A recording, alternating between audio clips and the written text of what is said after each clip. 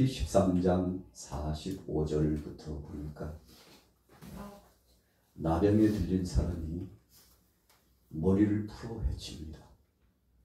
그리고는 자기 옷을 찢어요. 자신의 입술을 가립니다. 나는 부정한 사람입니다. 나는 부정한 사람입니다 하고 소리를 칩니다. 그리고는 격리된 그 공간에서 살아야 되는 아픔과 서름과 압박이 이 나병 환자에게 있습니다.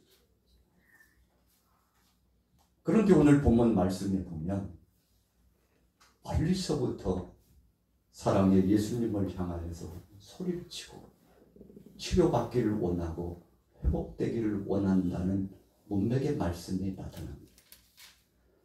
레위기 13장 45절부터 나타나고 있는 말씀에 의하면 이들은 자칫 잘못하면 돌에 맞아 죽을 위급한 상황을 각오하고서라도 오늘 예수님 만나 이 병이 이 몸의 병의 근원이 치유되고 회복되기를 소원했다는 겁니다. 여러분, 그러니까 그냥 믿음이 아니고 그냥 일반적인 결단이 아니라 오늘 나가서 길거리에서 예수님 만나기를 소원하는데 우리의 이 행색 때문에 우리가 돌을 맞고 핍박과 고통을 당해서 죽는 한이 있다 할지라도 나병으로서 이렇게 살아가느니 오늘 예수님 만나서 치유받거나 아니면 그냥 여기서 인생 마무리 짓고 돌에 맞아 죽거나 그런 결단적인 각오를 하고 나왔다는 것을 의미합니다. 주님 앞에 소원했어요. 주위는 사람들이 희롱하고 조롱했을 겁니다. 아니, 저 양반들이 왜 이렇게 있어서는 안 될 곳에 등장한다고 소리를 치고 회방을 하고 또 능욕을 하고 참 감당할 수 없는 어려움들이 봉착되었을 겁니다. 그럼에도 불구하고 예수님 만나야 이 질병의 고통에서 해방되고 예수님 만나야 내 죄악의 문제가 풀어진다는 사실을 알았기 때문에 본질적으로 질병의 문제 이전에 자신의 죄악의 문제를 예수님 앞에 토로에 내놓고 주님 나를 치료해 주옵소서라고 소원하는 이 소원이 10명의 이 한센병자 나병 환자들에게 있었다는 것. 여러분, 그래서 주님을 향하여서 나가는 저들의 태도가 참 어쩌다 보니까 내가 재수가 없어가지고 아니, 다른 사람들은 건강하기만 하고 다른 사람들은 평안하기만 하고 행복한 것 같은데 왜 우리에게 하필이면 우리에게 이런 하늘이 내린 저주 중에 저주라고 그 당시에 말하고 있는 이 병이 우리에게 왔을까 하고 불만하고 불평하고 그리고 세상 참 이렇게 살다가 죽는 인생이냐고 탄식하면서 오히려 그 마음을 가지고서 주위 사람들에게 악대하고 폭력을 행사하고 그리고는 지역을 아수라장 만들고 소란을 피우고 나만 이렇게 죽을 수 없다고 보복하는 심정으로 나가서 불만을 토로하고 여러분, 이렇게 하는 사람도 있었을 것이라고 생각합니다. 그러나 오늘 10명의 나병 환자는 그런 범위의 생각을 갖는 사람이 아니었습니다. 첫째로는 자신의 죄가를 알았습니다. 내 죄 때문에 그래서 저들은 수시로 입술을 가리면서 머리를 풀어헤치고 옷을 찢으면서 내가 바로 부정한 자요 하나님 앞에 죄를 범한 자라고 했는데 여러분, 하나님의 긍휼하심과 치료와 회복의 역사를 경험하기 위해서 맨 먼저 우리 가운데 일반적으로 나타나야 될 태도가 주님, 나는 죄인입니다. 주님, 나는 죄인입니다 라고 고백하는 그 고백이 필요하다는 것입니다. 이사야 선지자가 자신의 사촌형인 우시야 왕이 한센병이 들어가지고 참 초라하게 인생 말기에 참 처절하게도 별도의 이 별실에다가 감금되다시피 해가지고 생활을 하는데 이사야의 소원은 이 우시아 왕이 빨리 회복되고 일어나는 것입니다. 그래서 이전처럼 그 왕권과 권위를 가지고 하나님 앞에서 떳떳하게 사역을 진행하는 것이었습니다. 하나님의 긍휼하심을 받는 것이었습니다. 그러나 웬일인지 1년이 지나고 시간이 그렇게 많이 지나갔음에도 불구하고 회복은커녕 점점 몸이 쇠약해져 가지고 초라하게 있다가 어느 날 한순간 비보가 들려오는데 그 형이 죽었다는 거예요. 여러분, 절대적인 권력을 가졌던 사람입니다. 그러나 제사장만 행해야 될 분향을 자기가 하겠다고.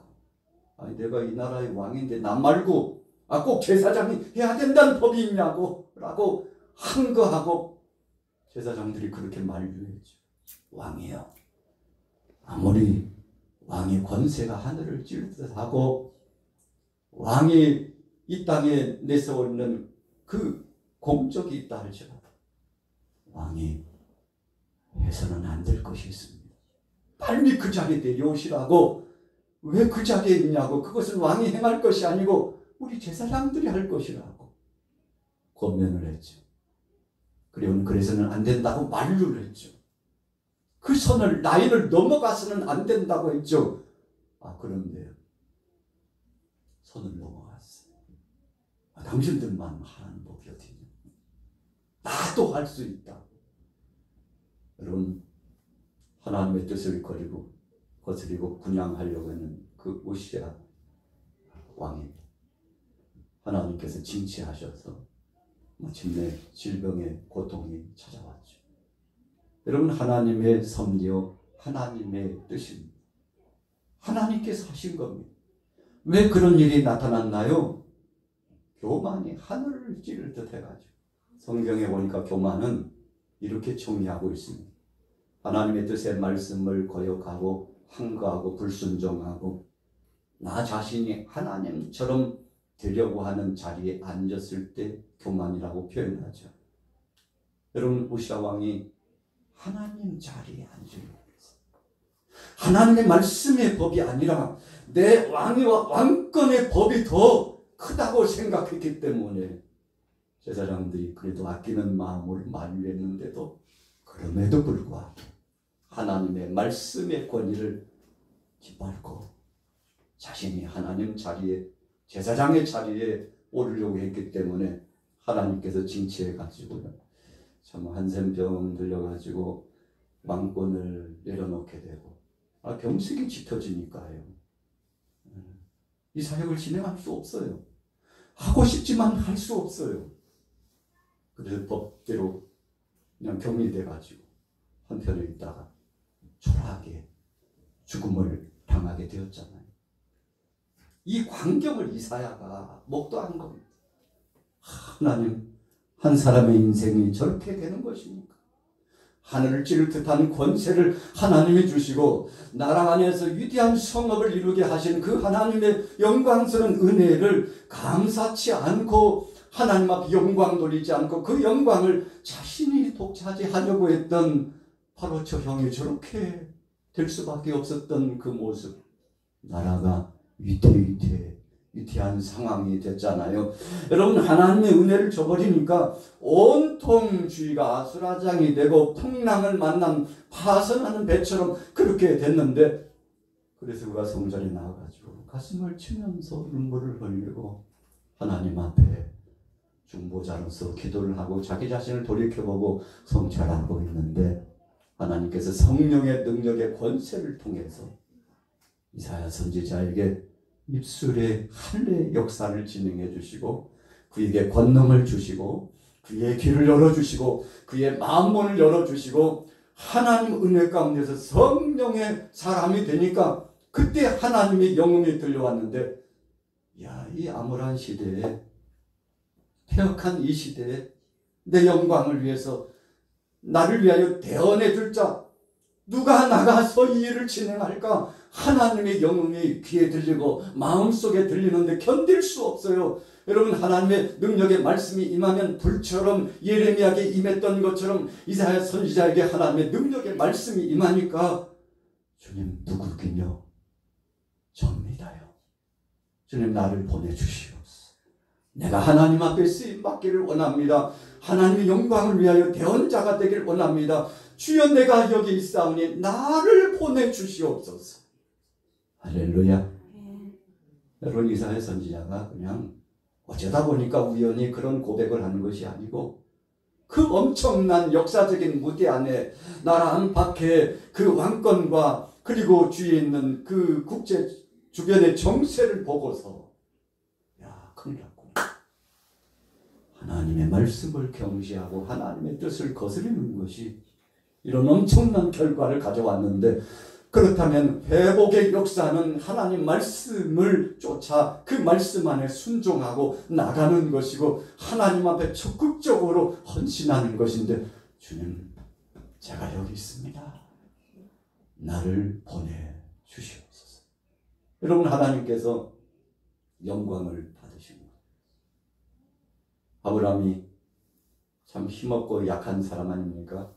75세에 하나님 앞에 부름 받아가지고 일을 진행하는데 전쟁터의 엄청난 소용돌이 속에 나갔는데 하나님께서 승리할 수 있는 은혜의 역사를 선물로 주었습니다. 여러분 아브라함이 힘이 있고 용장이라서 그가 전술이 있어서 아니었어요. 하나님께서 자신의 삶의 그 과정 가운데 함께하고 있는 동반자들 가운데 엄청난 그 무리수와 같은 문제가 있었음에도 불구하고 저를 도와주시고 저의 손을 붙잡아 주시고 능력을 더해 주시고 그의 손을 사용해 주시고 하나님께서 그 전과를 얻을 수 있도록 역사해 주신 것을 감사해 가지고 그가 그 모든 과정을 마친 다음에 하나님 앞에 온전히 11조를 올려드리고 자기 중심을 헌신했습니다. 여러분 11조라는 의미가 무엇입니까? 내 삶의 주인이 바로 하나님이라는 것을 고백하는 겁니다. 내 몸의 주인도 하나님이라고 고백하는 것입니다. 그래서 나의 삶의 일거수일투족의 전부가 하나님의 것이라고 주장하고 고백하고 하나님 앞에 영광 돌리기 때문에 구약에서부터 시작해서 예수님이 계실 당시를 지나고 또 신약과 이후에 지금 이 시대까지 우리가 하나님 앞에 우리의 삶 가운데 11조로 신앙을 고백하는 것은 주님 제가 한 것이 아니고 하나님이 하셨죠. 주님 내 생업을 내가 한 것 같지만 하나님이 도와주셔야만이 이 일이 시작하고 과정을 거치고 그리고 결말을 맞이할 수 있다는 것을 너무나 절감합니다. 주님이 역사하신 것을 감사합니다. 여러분 그래서 하나님 앞에 감사함으로 드리는 헌물의 대표적인 것이 된 겁니다. 여러분 그래서 누가 뭐라고 해도 누가 어떤 이야기를 해도 주님 저는 저의 고백을 주님 앞에 드릴 뿐이라고 드리는 것입니다. 아브라함이 하나님 앞에 영광을 드렸어요. 여러분 그래서 아브라함의 11조의 의미는 그냥 11조가 아니고 내 삶의 주인이 바로 하나님이시라고 하나님께서 약속하신 대로 우리 당대뿐만 아니라 자자손손 하나님이 일거수일투족을 책임져 주실 줄로 믿사옵고 주님 앞에 이 믿음을 품고 소원을 품고 주님 앞에 나가오니 물권의 주인이신 하나님, 내 삶의 인생의 육체의 주인, 영혼의 주인이신 하나님이 책임져 달라고 하나님 앞에 고백하는 것인데, 여러분 그 보기 좋으라고 하는 것이 아니잖아요. 여러분 드러내기 위한 어떤 목적이 아니잖아요. 주님 나의 순수한 이 신앙 고백입니다라고 주님 앞에 올려드리는 거죠. 여러분 그래서 아브라함의 그 고백은 감사의 고백이 그 속에 담겨져 있는 것을 믿으시기 바랍니다. 우리 같이 따라해 보겠습니다. 하나님 감사합니다. 바울과 실라가 유럽 지역에 가서 사역을 진행하는데 탄탄대로 앞길이 활짝 열리면 얼마나 좋았겠습니까? 그런데 첫 사역부터 막 꼬이기 시작했어요. 적어도 표면적으로 볼 때는 꼬여가지고 그냥 엉켜가지고 실태가 엉켜가지고 실 좀 같이 풀자. 야 바늘귀 좀 끼워줘. 여러분 우리 어르신들의 생각이 나잖아요. 엉켜진 실타래. 저도 어렸을 때 추억이요. 엉킨 실을 푸는 게 꽤 일이었어요. 왜 그랬을까요? 여러분, 엉켜진 신은요 버려요. 쓰기 편하지 않아요. 그런데 그걸 갖다가 또 쓰겠다고 시간을 두고 실을 다 풀러가지고 쓰는데, 여러분, 바울과 실라가 엉킨 실타래처럼 그렇게 된 것 같이 보여졌어요. 그래서 귀신들은 여종 그를 해방시키고 자유롭게 해주고 복음의 진술을 그 동네에 선포하고, 그래서 하나님의 뜻을 가지고서 하나님 나라 확장의 사역을 위하여 충성한 것밖에 없는데, 혹시 그게 죄라면 그렇게 충성한 것밖에 없는데 붙잡혀가지고 얼마나 매를 맞았는지, 그반 죽을 지경까지 매를 맞았잖아요. 여러분, 그런데 바울의 태도와 실라의 태도를 한번 보세요. 여느 사람 같으면 불평하고 원망하고 예수 믿었더니 복은커녕 복은 고사하고 그냥 저주받은 인생에 되었다고, 어떻게 교회 나간 다음 날부터 이렇게 예수님을 구주로 영접한 다음 날부터 끊이지 않고 이렇게 집안에 우환이 생기냐고.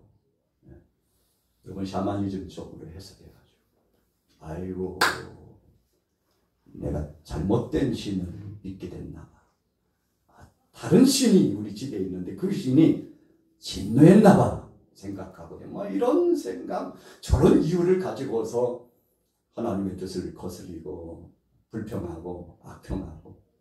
여러분, 바울과 실라가 그럴 수 있잖아요. 하나님, 제가 여기 오고 싶다고 온 것도 아니잖아요. 하나님께서 환상 중에 마게도냐 사람 하나를 세워가지고 그렇게 손짓하고, 왜 하필이면 그때 하나님 저에게 성령으로 감동을 주셔가지고 저와 함께 동행하는 이 동역자들이 하나님 말씀에 순종하고 이 물을 건너서 와가지고 이 사역을 감당하고자 왔는데, 하나님 좀 탄탄대로 도와주시면 얼마나 좋아요. 그런데 도움은커녕 더 엉켜가지고 이제 여기서 인생이 끝날 만한 고통스러운 과정이 찾아왔는데, 그때 옥중에서 뭐 했다고요? 기도했어. 또 뭐 했다고요? 찬송했어. 할렐루야. 여러분, 이게 무슨 표현입니까? 마음속에 감사가 없이는요 기도도 안 됩니다. 여러분, 마음속에 부담감이 있고 불만이 있고 생각만 해도 어떤 사람을 생각하고 어떤 사건과 어떤 일을 생각하고 어떤 상황을 생각하면 크게 막혀가지고 내 인생 왜 이렇게 꼬였냐고, 진짜 하나님 이렇게 안 도와주실 수 있냐고. 여러분, 이런 생각을 갖고 나가면요, 여러분, 그 속에 감사가 있겠습니까? 그런데 감사가 찾아왔어요. 주님 매 맞은 것도 주의 영광을 위해서 복음 전하다가 매 맞았으니 감사.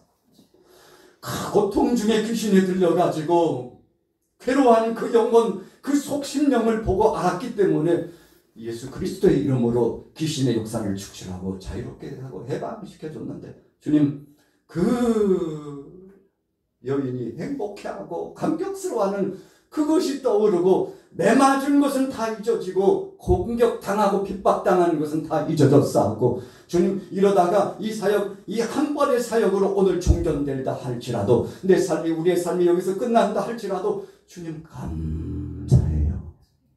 주님 감사해요. 여러분, 그래서 감사하게 될 때 기도가 나오는 것을 믿습니다. 여러분, 그래서 기도가 잘 안 될 때요, 우리를 영적으로 진단해 볼 때, 주님, 제가 감사가 떠났습니다.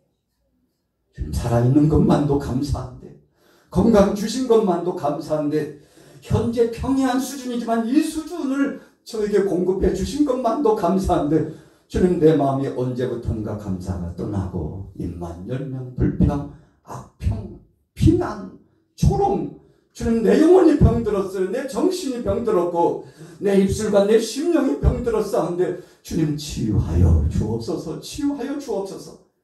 여러분, 이 치유와 회복이 나타나면 나도 모르게 어느 한순간부터 성령께서 영으로 임재해 주셔서 우리의 마음을 주관하시고 우리의 심령과 입술을 주관해 주셔서 감사가 나오고 찬송이 나오고 하나님 앞에 기쁨으로 영광 드리는 기도가 나오게 될 줄로 믿습니다.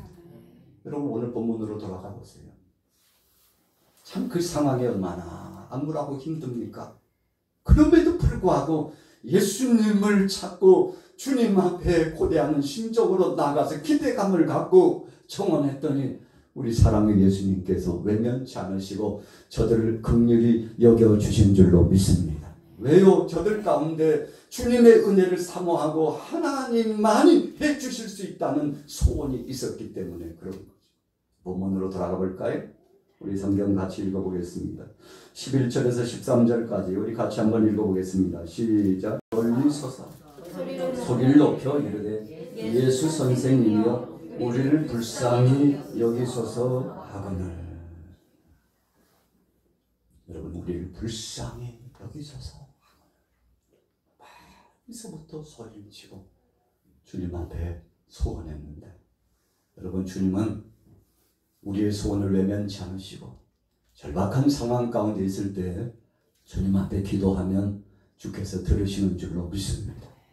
여러분 그래서 야고보서의 말씀에도 너희가 받지 못하는 것은 구하지 않았기 때문에 구하여도 받지 못하는 것은 정욕으로 쓰려고 잘못 구했기 때문에 그러니까 두 번째만 해당되지 않고 하나님의 순수한 믿음 안에 우리가 구했다면 한 번도 하나님을 외면치 않으시고 응답을 주시는데 오늘 여러분들이 기도할 때 주여 주님 영광을 위해 살겠사옵고 하나님 이 세상에 선한 영향력을 끼치고 살겠사오니 주님이 허락하여 주옵소서. 첫째는 내게 주신 것에 자족하고 감사하고 만족하면서 기도하고 두 번째는 더 적극적으로 주님이 허락해 주신다면 선한 사역의 행보에 헌신한 자가 되겠다고 이 소원하면 주께서 하나님 뜻 안에서 그 어떤 것이라도 우리에게 응답하시고 나타내 주실 줄로 믿습니다.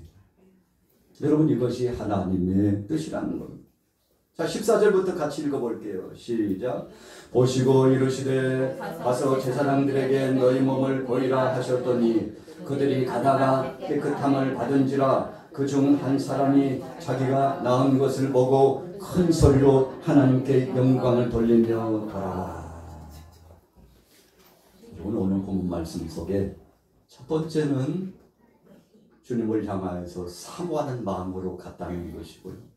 두 번째는 주님께서 긍휼히 여기시고 그리고 치료해 주시자 그 모든 영광을 하나님 앞에 올렸다는 것입니다. 아브라함이 그랬죠. 여러분 이사야 선지자도 하나님 앞에 영광을 돌리기를 소원하고 나갔습니다. 오늘 바울과 실라도 주님이 영광을 받으시옵소서. 주님 우리는 이런 상황 가운데서도 감사할 수밖에 없사오니 하나님께서 앞으로도 선히 역사해 주시고 인도해 주실 줄로 믿고 나갔다. 여러분 간수가 회개하고요 그 집에 가서 세례도 주고 그것이 밑거름이 돼가지고 여느 사람 같으면 저주요 화라고 생각했는데 저주요 화라고 생각한 것을 감사로 받아들이고 찬송하며 하나님 앞에 영광 돌렸더니 여러분 그것이 바로 기본 밑바탕이 돼가지고 기초를 놓고 유럽 지역에 빌립보 교회를 세울 수 있는 놀라운 은혜의 역사에 첫 단추를 깨고 첫 출발을 할 수 있는 은혜가 되었는데 여러분 오늘 본문 말씀에도 10사람이 있었는데 하나님 앞에 영광 돌린 사람은 한 사람이었어요. 그가 누구라고요? 그가 바로 사마리아예요. 이름이 기명되지 않았어요. 그런데 예수님께서 강조하고자 하는 것은 그가 어떤 이름을 가졌느냐가 아니라 어느 지역에 사는 어떤 사람이냐가 바로 관점이었어요. 그래서 예수님께서 이름을 기록하시지 않았을지도 몰라요. 이 사람은 사마리아 사람. 사마리아 사람은 어떤 사람입니까? 조롱당하는 지역입니다. 이방인들과 피가 섞인 지역이라고 해서 많은 사람들에게 핍박을 받고 고통을 당하고 사람 취급도 받지 못했던 그런 사람들이었어요.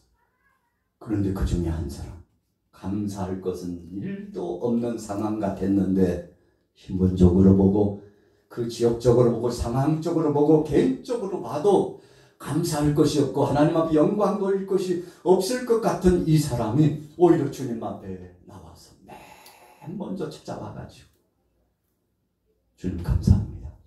주님이 저를 치료해 주셔서 몸이 온전하게 되고 회복이 되었습니다.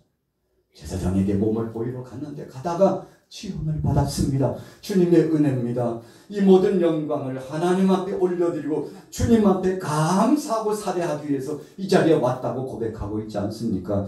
여러분, 그래서 진정한 감사는 주님이 모든 것을 해주셨다고 생각하고 주의 영광을 위하여 쫓아 나가고자 했을 때 출발된다는 사실을 우리가 기억하는 거죠. 내가 잘나서 내 힘으로 내 뜻대로 일이 이루어진 것이 아니라 우리 주님이 해주신 것이라고 고백하는 그 기초가 필요한 것이죠. 자, 본문으로 넘어가 보겠습니다. 자, 16절부터 마지막 절까지 있습니다. 16절 시작. 예수의 발 아래 엎드려 감사하니 그는 사마리아 사람이라. 예수께서 대답하여 이르시되 10사람이 다 깨끗함을 받지 아니하였느냐? 그 9은 어디 있느냐? 이 이방인 외에는 하나님께 영광을 돌리러 돌아온 자가 없느냐 하시고 그에게 이르시되 일어나 가라, 내 믿음이 너를 구원하였느니라 하시더라. 여러분, 오늘 방금 읽었던 이 말씀은 우리가 수십 번, 수백 번, 혹 수천 번 묵상하고 읽었을 겁니다. 여러분, 그런데 이 감사가 누구에게 영광 돌리느냐에 따라서 시작됐다는 거죠. 그 공적을 누구에게 돌리느냐에 따라서 출발되었다는 것입니다. 여러분, 우리가 공동체 가운데 생활해도요, 자기만 알고 자기 자아만 의지하고 자기 중심적인 사람은 한 번도 옆에 있는 사람에게 고마워요, 감사해, 참 이렇게 해줘서 감사하다, 고맙다, 이 덕에 산다고 이런 말을 하기가 쉽지 않습니다. 여러분, 그런데 이런 대화의 자리에서 내가 평시에 하는 말마다 고맙습니다, 감사합니다, 덕분입니다, 은혜입니다, 이런 말을 해서 이 공을 내게 돌리지 않고 바로 상대에게 돌릴 줄 아는 사람은 여러분, 그 속에 감사가 계속 새순을 타고 싹이 트고 꽃이 피고 열매가 맺혀지는데 오늘 사마리아 사람의 기초가 그거였어요. 하나님이 해주셨다. 죽을 수밖에 없는 나를 하나님이 치유해 주셨다고. 여러분, 오늘 본문에 분명히 말씀하잖아요. 하나님 앞에 영광을 돌리고, 그리고 두 번째 주님 앞에 와서 주님 감사합니다, 주님 감사합니다. 여러분, 자기에게 공을 돌리지 않고 어떤 다른 이들에게 공을 돌리지 않고 하나님 앞에 영광을 돌리고 나니까 그 다음에 감사가 찾아오고, 그 감사 까닭에 하나님께서 긍휼히 여겨주시고 오늘 본문의 선물을 허락하여 주셨는데 무슨 선물입니까? 19절이 바로 그 말씀이. 다시 한번 19절 읽어볼게요. 시작. 그에게 이르시되 일어나 가라, 내 믿음이 너를 구원하였느니라 하시더라. 몸이 회복되었어요. 얼마나 기쁜지 몰라요. 붉은 반점도 사라지고 얼굴 만져봤을 거예요. 어린아이 살처럼 되었어요. 나만 장군이 순종하고 요단강물에 몸을 7번 담그고 나왔더니 이게 웬일이야. 몸에 반응이 왔어요. 어린아이 살깔처럼 깨끗하게 되었다고 했습니다. 오늘 이 사마리아 사람도 자기의 신체의 변화가 온 것을 너무 감사하고 하나님 앞에 영광 돌리고 그분 만나야 된다고, 내게 명령하시고 말씀하신 그분 예수님 만나야 된다고 나아가서 주님 앞에 감사하고, 주님의 은혜 때문입니다. 사실은 나 같은 죄인은 이 나병으로 고통당하다가 죽기에 마땅한 자인데 주님이 저에게 명령하시고 말씀 주시고 은혜를 허락하여 주신 그 사랑 때문이라고 고백하면서 주님 앞에 감사하는데 예수님께서 이리 와, 알았어. 참 10사람이 있었는데 왜 너 혼자야? 아니 이방인 왜 이 한 사람밖에 없지? 여러분, 주위 사람들에게 들으라고. 왜 이방인 이 한 사람밖에 없지? 다른 사람은 누구라는 거예요? 유대인이라는 거예요. 유다인들이에요. 예루살렘 근동에서 하나님의 사랑을 조상적부터 받았다고 자처하고 하나님의 은혜 가운데 살았다고 여러분 입으로는 이구동성으로 말은 잘했지만 삶 속에서는 하나님 앞에 영광도 없고 감사도 없었다는 거죠. 그래서 예수님 그 영광과 찬양과 감사의 고백을 받고 싶으셔서 야, 왜 이방인 이 사마리아 사람 이 사람밖에는 없느냐? 9은 어디 갔느냐? 그러면서 사마리아 사람을 불러서 오늘 너에게 구원이 있다고. 오늘 네가 구원을 받았다고. 여러분 예수님께서 질병의 고통뿐만 아니라 그에게 몸의 치유와 회복뿐만 아니라 그의 영혼이 강건하고 영원한 천국의 소망을 두고 하나님 안에서 영화로운 역사를 살 수 있는 비전과 은혜를 그에게 선물로 주셨는데 여러분 9사람은 그 선물 못 받았잖아요. 여러분 몸의 변화가 하고 치료됐다고 해서 끝났다고 생각하면 안 됩니다. 우리의 삶 속에서 오늘 사마리아 사람처럼 찾아가가지고 주님 앞에 적극적으로 여러분 말은 누구나 다 할 수 있어요. 그러나 행동으로 삶으로 보여주는 것은 누구나 할 수 없습니다. 오늘 예수님께서 핵심적인 포인트로 이 사람을 꼭 집어서 말씀하시는 것은 이는 말뿐 아니야. 삶을 통해서 변화가 찾아왔다고 주님 인정하시고 이런 전인적인 변화의 역사를 경험하고 성령 안에 하나님 편에 자기 자신을 내어 맡긴 이 사람에게 구원의 영광스러운 은혜가 이미 임했음을 선포해 주셨는데 여러분 얼마나 감격스러웠을까요? 오늘 본문에 말씀하신 주제는 그 9은 어디 있느냐? 자, 이 말씀을 풀어서 의미하면 어떻게 하나님 앞에 영광 돌리지 않느냐? 어찌하여 감사치 않느냐? 하나님은 영광과 감사와 찬양 받기를 원하시는데 그렇게 했으면 더 좋겠다고 주님께서 선포적인 의미로 말씀하고 있는데 11월 이제 중간을 지나면서 우리가 11월 감사의 달 그러잖아요. 오늘 하나님 앞에 감사하시고 여러분 일상에서 감사하시고 내가 살아있다는 것 자체에도 감사하시고 걸어서 오늘 예배당에 온 것을 감사하시고 그래도 내가 주님 앞에 부름받아 지금까지 주의 자녀들 보니까 그래도 하나님의 은혜 가운데 여기까지 왔었고 내 생업의 현장도 보니까 주님의 은혜밖에는 그 흔적이 보이지 않고 그래서 바울이 한평생 살아가면서 내 몸에 예수의 무엇을요?